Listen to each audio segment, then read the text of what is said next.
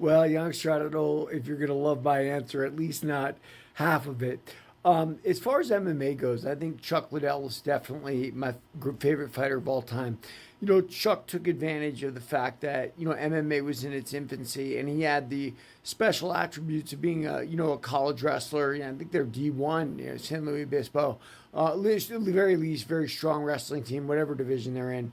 And he was also a Kempo guy his whole life and he had kickboxed a little bit. So, in that era of MMA, those things were powerful enough to rocket him to the top.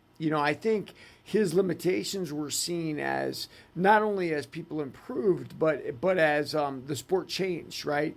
He was submitted by Jeremy Horn in an arm triangle choke, but he figured out how to get off his back, right, and not be in those positions anymore, and that's how he made his name in MMA. As far as boxing goes, you're not going to know him. His name is Burt Cooper.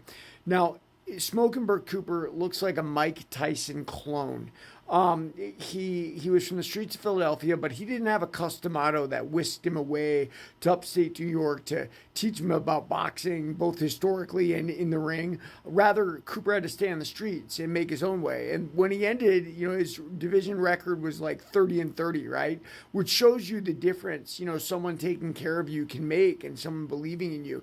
Cooper had all the skills Mike Tyson had. And if you don't believe me, he was a last-minute sub because Francisco Damiani couldn't fight Evander Holyfield in his first title defense in Atlanta. So they put Cooper in there, and he almost knocked Holyfield out. He knocked him down. The ref didn't call it, but he knocked him down. Holyfield was out on his feet. If Cooper had been in any kind of shape, he'd have knocked Evander out. And we all know what happened when Mike fought Evander. It didn't quite end that way. Now, the holy question you're asking me is, what if those two clashed? Well, guys, I think what's very important to recognize when we're talking sports and we're talking street fighting, it's two very, very different things. That's why, sport pretty boys, MMA guys like Michael Venom Page and Luke Rockhold fell to Michael Perry in the BKFC cage, right? Because it's an absolutely different kind of beast when you have to fight with different rules. Now, Mike Perry's not even fighting with the soccer kick you in the face, get you on the ground, and finish you rules.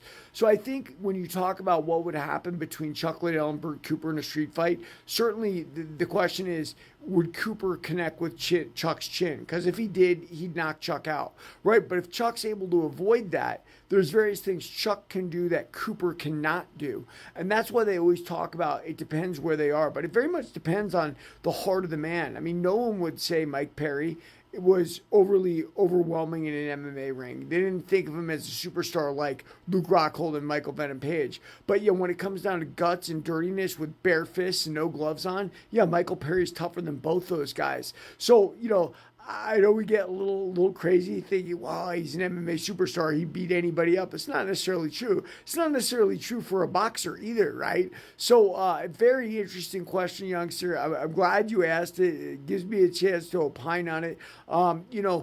How good you street fighter you are often comes from your internal guts. And the other thing about street fighting to remember is fights don't take very long generally, right? And hopefully it's one-on-one, because if it's not, then that opens up a whole new can of worms. But most street fights is you get them down, then you soccer kick them in the face, and that's who wins the fight, no question. Of course, alcohol is usually involved, but there you go. There's my take. Smoker Burt Cooper, favorite boxer. Chuck Liddell, favorite MMA guy. Who would win? Depends. Read my book, Warrior of the Light.